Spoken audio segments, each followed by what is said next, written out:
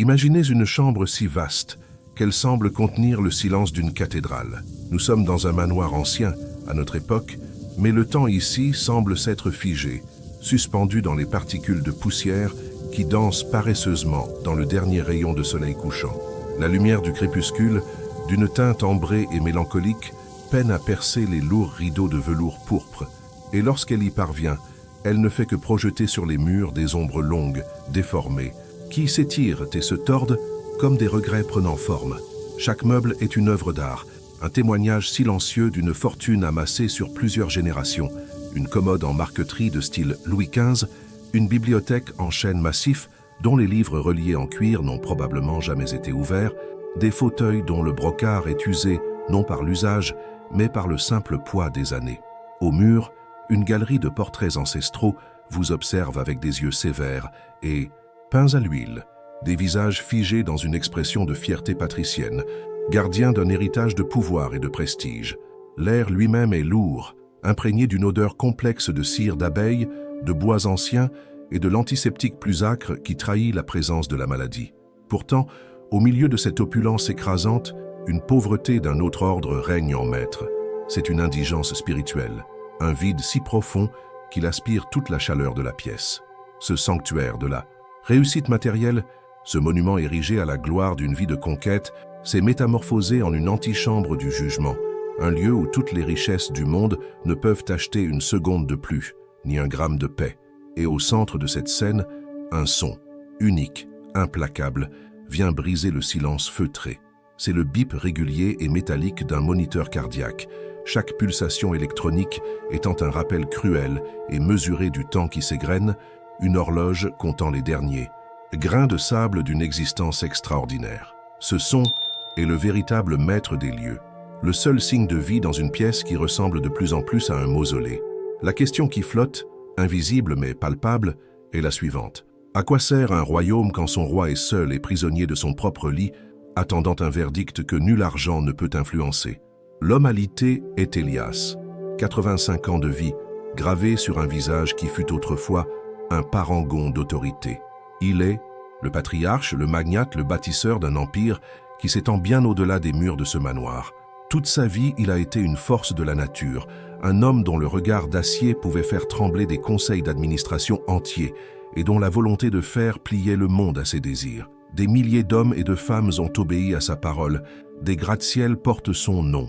Sa signature au bas d'un contrat pouvait changer le destin de nations entières. Il était un titan, un de ces hommes qui semblent sculpter la réalité elle-même. Mais aujourd'hui, le titan n'est plus qu'une ombre. Son corps, autrefois robuste et imposant, est devenu frêle, un squelette fragile, perdu sous des draps de soie.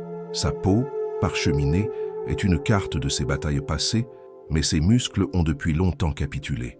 Seuls ses yeux conservent une étincelle de l'ancienne flamme, mais cette lueur n'est plus celle de l'ambition. C'est celle d'une peur primale, une terreur qu'il tente en vain de dissimuler derrière un masque de stoïcisme fatigué. La grande contradiction de son existence se joue ici, dans cette chambre crépusculaire. L'architecte qui a commandé des armées d'ingénieurs et de financiers est désormais totalement impuissant, incapable même de se lever pour aller fermer les rideaux. Il est terrifié, non pas tant par la mort elle-même, mais par l'idée d'affronter le seul bilan qui compte désormais, celui que l'on ne peut falsifier, celui de son âme. Il a passé sa vie à construire, à acquérir, à conquérir, mais il sent aujourd'hui avec une certitude glaçante qu'il a négligé l'essentiel, qu'il a bâti une forteresse magnifique, mais vide.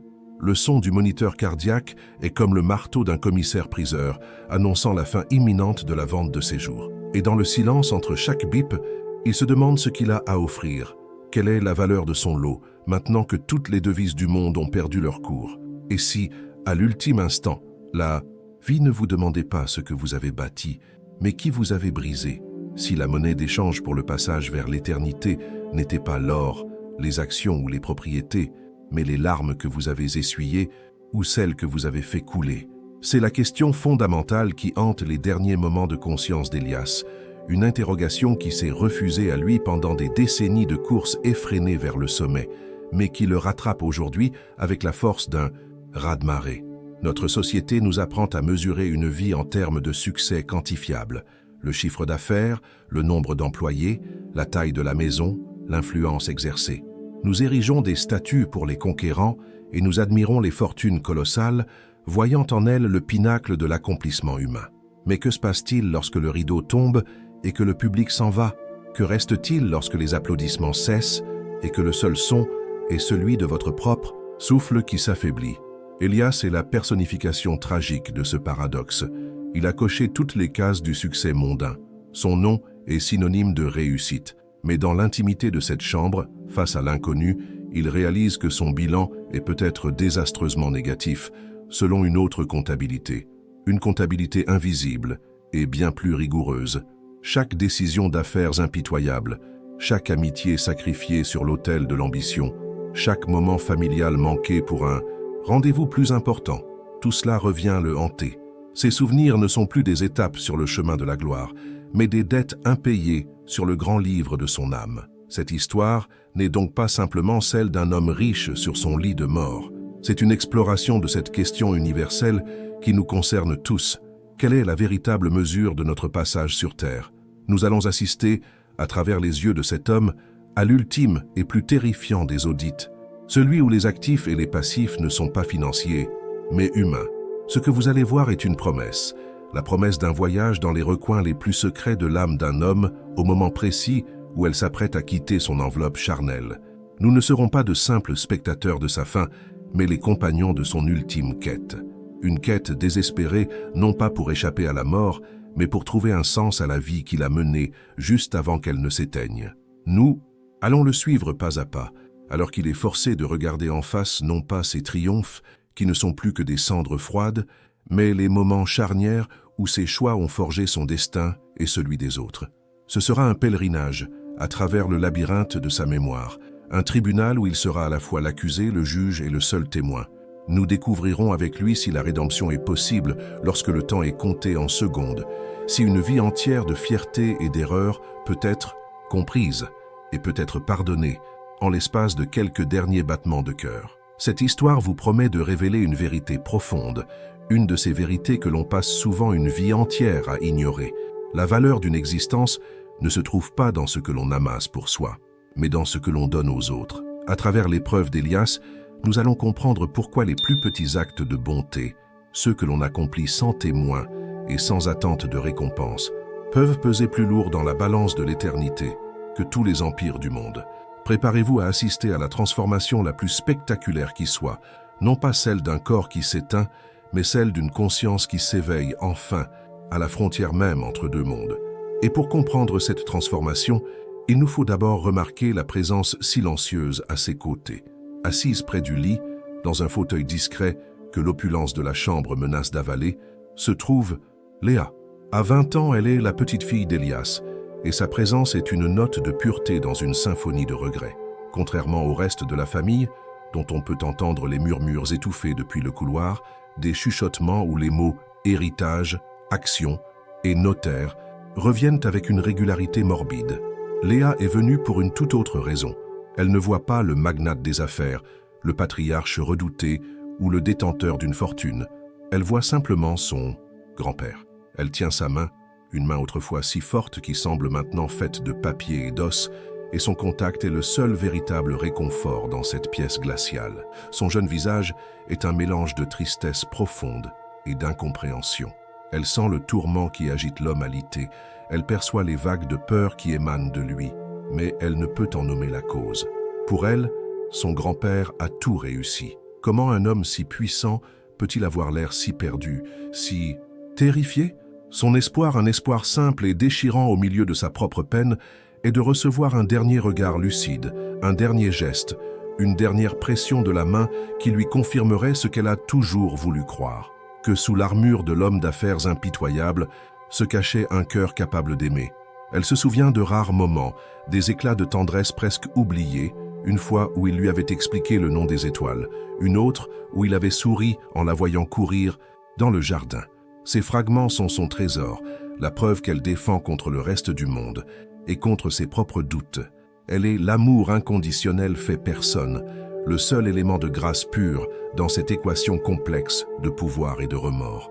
Et c'est peut-être à cause de sa présence, de cette encre de pureté dans la tempête, que l'impensable est sur le point de se produire. Alors que Léa serre doucement la main de son grand-père, un changement soudain et imperceptible elle se produit. Les yeux d'Elias, jusqu'alors mi-clos et perdus dans le vague, s'écarquillent d'un coup. Il ne fixe plus le plafond ouvragé, ni le visage de sa petite fille. Ils sont rivés sur un coin de la pièce, un espace que Léa ne voit que comme un amoncellement d'ombre près de la fenêtre. Le souffle d'Elias se bloque dans sa gorge et le bip du moniteur cardiaque, pendant une seconde interminable, s'accélère en un rythme affolé avant de retrouver une cadence étrangement lente, presque solennelle. Elias voit ce que personne d'autre ne peut voir. Dans ce coin de la chambre, une figure s'est matérialisée. Elle est haute, sereine et baignée d'une lumière douce que lui seul perçoit. Une lueur qui ne vient ni du soleil couchant, ni des lampes. Mais d'ailleurs, ce n'est pas le monstre terrifiant des légendes, la faucheuse au visage squelettique. C'est une présence d'une autorité et d'une paix surnaturelle, une entité dont le calme est plus impressionnant que n'importe quelle démonstration de force. L'ange de la mort, car c'est bien lui, ne dit pas un mot. Il n'en a pas besoin. Son regard, d'une profondeur insondable, suffit à poser la question qu'Elias a fui toute sa vie, la question qui se cache derrière chaque acquisition, chaque conquête, chaque nuit blanche passée à bâtir son empire. Le regard de l'ange est un miroir, et dans ce miroir, Elias voit toute son existence défiler en un éclair.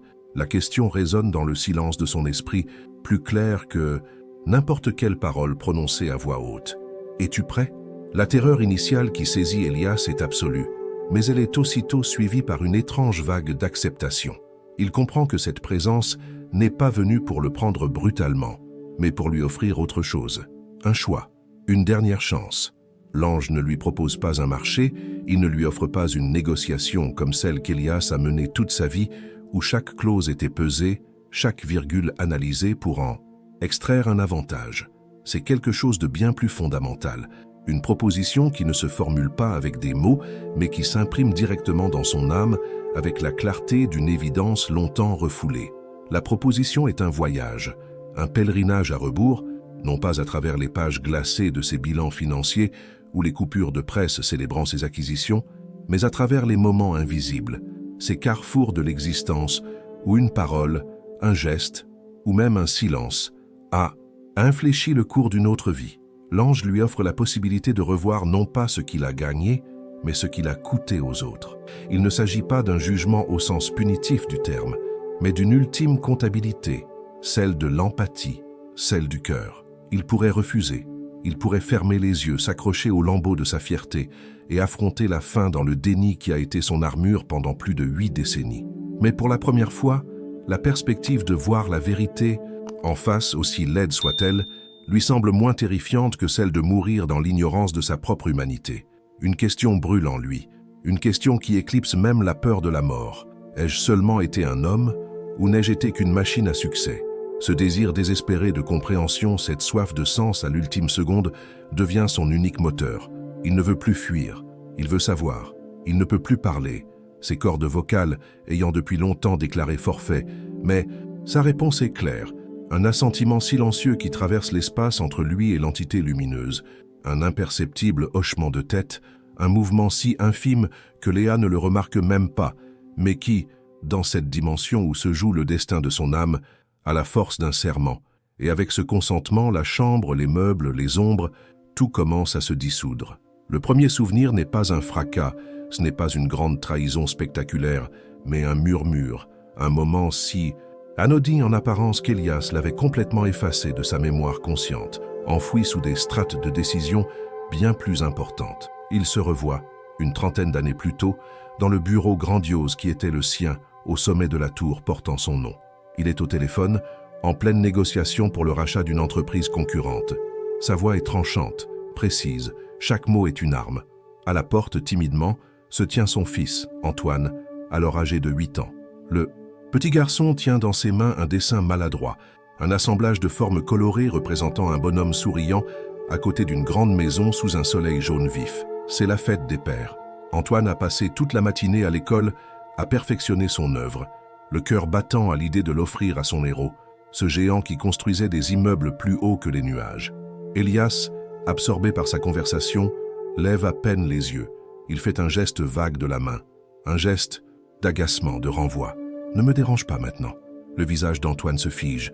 Le sourire qu'il avait préparé s'éteint, remplacé par une expression d'incompréhension, puis de tristesse infinie.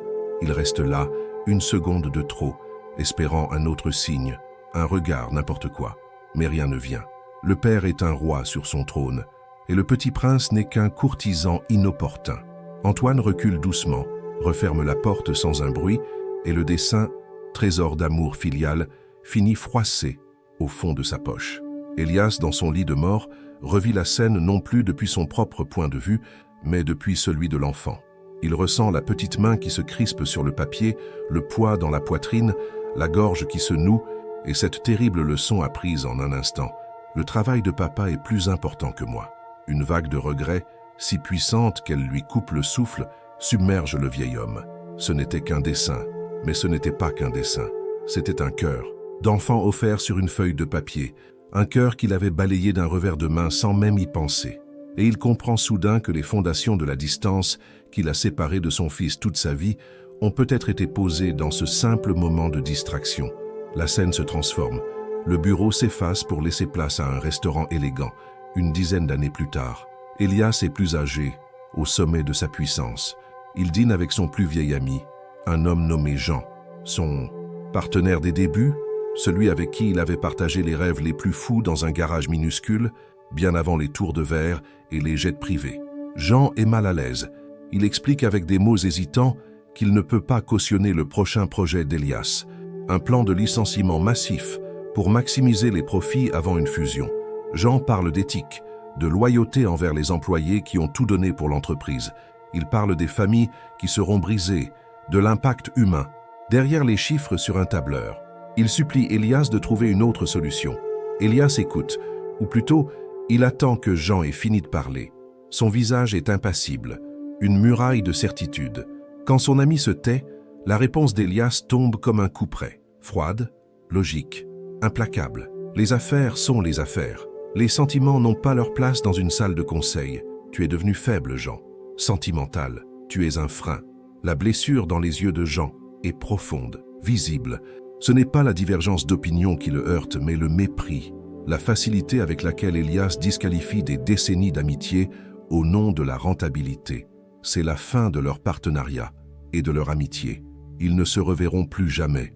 Aujourd'hui, cloué sur son lit, Elias ressent le poids de ces mots.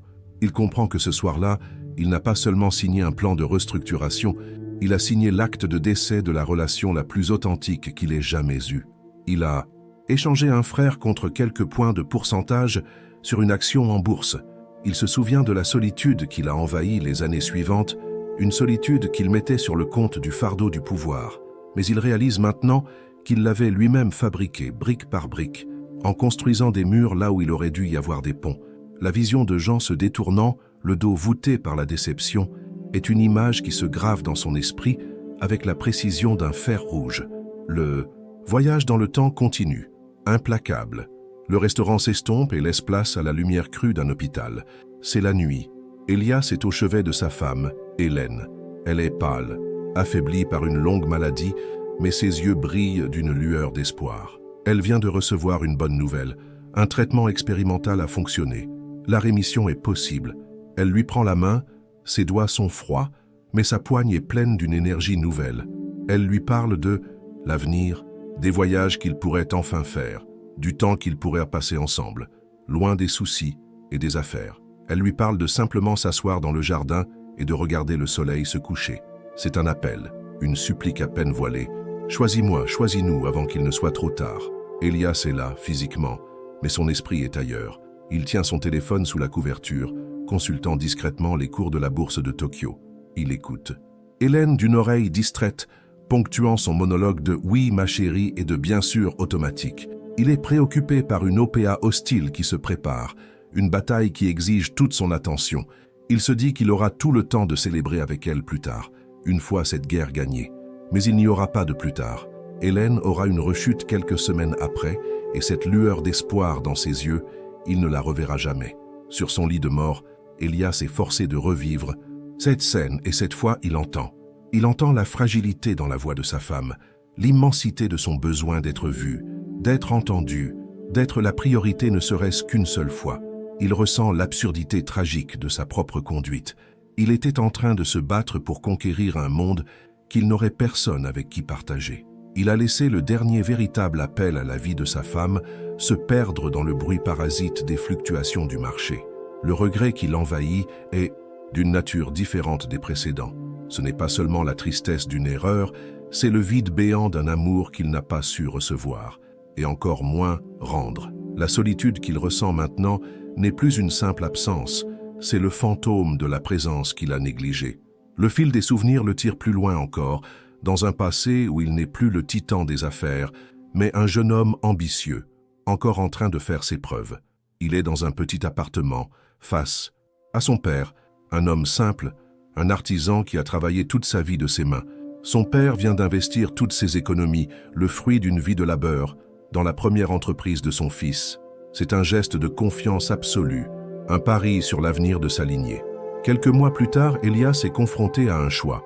Une opportunité se présente, une fusion qui propulserait sa carrière, mais les termes du contrat sont durs. Les premiers investisseurs, les plus petits, seront dilués, leur part réduite à presque rien. Pour que le jeune loup soit accepté dans la meute des grands, il doit sacrifier les siens. Il hésite une nuit entière. Il pense à la sueur sur le front de son père, à ses mains calleuses, à la fierté dans son regard. Puis il pense à l'avenir, à la gloire, à la puissance. Au petit matin, il signe. Il remboursera son père, bien sûr. Il lui donnera même plus d'argent qu'il n'en a jamais rêvé. Mais il ne pourra jamais lui rendre ce qui a été vraiment perdu, la pureté de son investissement, qui n'était pas un calcul financier mais un acte de foi. Son père ne lui en a jamais parlé. Il a accepté l'argent avec un sourire triste et n'a plus jamais posé de questions sur les affaires de son fils. Mais quelque chose s'est brisé entre eux. Une confiance tacite, une admiration qui s'est muée en une distance respectueuse mais froide. L'Elias de 85 ans voit maintenant ce que le jeune Elias refusait de voir. Il n'a pas seulement fait un choix économique, il a fait un choix moral. Il a décidé que l'ambition valait plus que la loyauté filiale. Il a monnayé la confiance de son propre père. Et en regardant le visage de l'ange, il comprend que toutes les fortunes du monde ne peuvent racheter cette première trahison, la pierre angulaire d'un empire bâti sur des fondations moralement fragiles. Chaque souvenir est une blessure qui se rouvre, chaque vision est un clou de plus sur le cercueil de son arrogance, et il sent que le voyage n'est pas encore terminé. Alors que le poids de ses échecs moraux menace de l'écraser, le décor change une dernière fois de manière inattendue. La scène n'est ni un bureau, ni un restaurant, ni un hôpital. C'est une rue anonyme, sous une pluie battante, il y a plus de 60 ans. Elias est un jeune homme à peine sorti de l'adolescence, il n'a pas encore goûté au pouvoir ni à la richesse. Il court pour s'abriter, son costume bon marché est trempé, il est en retard pour un entretien d'embauche qui pourrait changer sa vie. Il est frustré, en colère contre le temps, contre son bus en retard, contre le monde entier. Et puis, il le voit, un petit garçon, pas plus de 5 ou 6 ans, seul sur le trottoir, en larmes. Il a manifestement perdu sa mère dans la foule. Les gens passent, pressés, indifférents, chacun enfermé dans sa propre urgence. L'instinct premier d'Elias est de faire de même. Il a un entretien. Son avenir est en jeu. Il ne peut pas se permettre de s'occuper des problèmes des autres. Il fait quelques pas, puis il s'arrête. Il se retourne et regarde le petit visage ruisselant de pluie et de désespoir. Et quelque chose en lui cède. Une impulsion qui ne vient ni de la logique, ni de l'ambition, mais d'un endroit qu'il a depuis longtemps oublié. Il s'approche de l'enfant, s'accroupit pour se mettre à son niveau, ignorant la boue qui tache son pantalon. Il lui parle doucement, le rassure, lui enlève sa propre veste pour le protéger de la pluie. Il manque son entretien d'embauche. Il passe l'heure suivante à chercher avec le garçon, arpentant le quartier jusqu'à ce qu'il retrouve enfin la mère, folle d'inquiétude. Le soulagement et la gratitude dans le regard de cette femme, le petit garçon qui s'agrippe une dernière fois à sa jambe avant de partir, tout cela lui procure une chaleur étrange, un sentiment de justesse qu'aucun contrat juteux ne lui apportera jamais. Il avait complètement oublié cet événement. C'était une note de bas de page insignifiante dans la grande épopée de sa vie. Mais l'ange, dans le silence de la chambre, lui montre que ce n'était pas une note de bas de page. Dans la comptabilité de l'éternité, ce moment pèse plus lourd que toutes les tours qu'il a construites, que tous les milliards qu'il a amassés, car c'était un acte pur, un geste de bonté désintéressé, accompli sans témoin, sans attente de récompense, au détriment de son propre intérêt. C'était le seul investissement qu'il ait jamais fait sans penser au retour. La révélation le frappe avec la force d'un éclair, une compréhension fulgurante, si simple et pourtant si profonde, qui réorganise toute la perspective de son existence. Il a passé sa vie à mesurer sa valeur en chiffres, en acquisition, en pouvoir. Il a construit une forteresse de succès pour se protéger de sa propre insignifiance, croyant que plus la forteresse serait haute, plus il serait en sécurité. Mais il avait tout faux. La véritable mesure d'une vie ne se trouve pas dans ce que l'on prend au monde, mais dans ce que l'on y donne. Pas dans les grandes actions héroïques ou les donations philanthropiques faites devant les caméras, mais dans les petits gestes invisibles, ces moments où l'on choisit l'empathie plutôt que l'indifférence, la gentillesse plutôt que l'efficacité. Ce n'était pas l'empire financier qui constituait son héritage, mais cette heure passée sous la pluie avec un enfant perdu. C'était cela, sa véritable richesse, une richesse qu'il n'avait jamais reconnue, qu'il avait même méprisée comme une faiblesse. Un torrent d'émotions le submerge, brisant la digue de stoïcisme qu'il avait maintenue pendant des décennies. Des larmes se forment au coin de ses yeux parcheminés et commencent à couler sur ses tempes. Mais ce ne sont pas des larmes de douleur ou de regret. Ce sont des larmes de libération. La libération d'un fardeau qu'il a porté toute sa vie sans même savoir qu'il existait. Le fardeau de prouver sa valeur. Il comprend, enfin, il comprend que le but n'était pas de gagner le jeu mais d'apprendre à aimer. Et même s'il a échoué pendant 85 ans, dans cet ultime instant de lucidité, il a enfin saisi la règle la plus importante. La peur qui le glaçait, la terreur du jugement, s'est dissipée, remplacée par une paix immense, une sérénité qu'il n'avait jamais connue. Il n'a plus besoin de se battre, plus besoin de prouver. Il a juste besoin d'accepter. Il se sent léger, comme si le poids de tous les immeubles qu'il a possédés venait d'être soulevé de ses épaules. Avec un effort qui semble lui coûter le reste de ses forces, Elias tourne lentement la tête sur l'oreiller. Son regard quitte la vision de l'ange, qui s'estompe doucement comme la brume matinale, et se pose sur Léa. Sa petite fille est là. Elle n'a pas bougé, mais son visage est baigné de larmes silencieuses. Elle a vu le changement sur le visage de son grand-père, la cascade d'émotions, de la terreur à l'angoisse, puis à une paix si profonde qu'elle en est presque irréelle. Elle ne comprend pas ce qui s'est passé, mais elle sent que son grand-père a traversé une épreuve et en est sorti transformé. Elias la regarde, et pour la première fois depuis des années, il la voit vraiment. Il ne voit pas une descendante, une héritière potentielle, une pièce sur l'échiquier familial. Il voit Léa.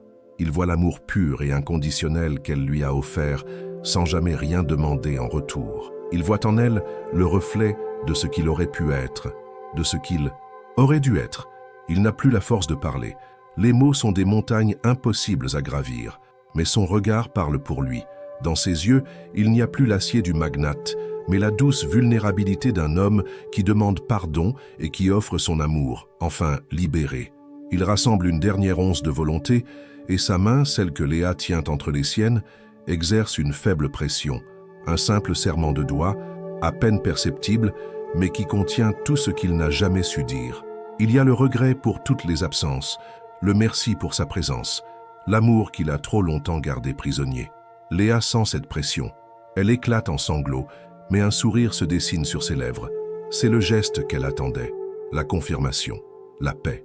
Le bip régulier du moniteur cardiaque, qui avait accompagné ce voyage comme un métronome, s'étire soudain en une note longue, continue et pure. Un son qui ne marque pas une fin, mais une transition. Le visage d'Elias est complètement détendu, figé dans une expression de sérénité absolue, presque un léger sourire. La porte s'ouvre. Le reste de la famille entre, les visages préparés pour la tragédie, et s'arrête net, stupéfaite par la paix qui émane de la scène, une paix qu'ils ne parviennent pas à comprendre. Quelques semaines plus tard, la grande maison a été vidée de sa tension, mais remplie d'un silence différent, un silence de mémoire et de transition. Léa, chargée par la famille de trier les effets personnels de son grand-père, se retrouve seule dans le bureau qui fut autrefois le centre névralgique d'un empire. L'odeur de cuir et de papier ancien flotte encore dans l'air. Elle ouvre les tiroirs un à un, découvrant des documents financiers, des contrats, des trophées. Toute la panoplie d'une vie de succès matériel. C'est l'histoire officielle, celle que tout le monde connaît.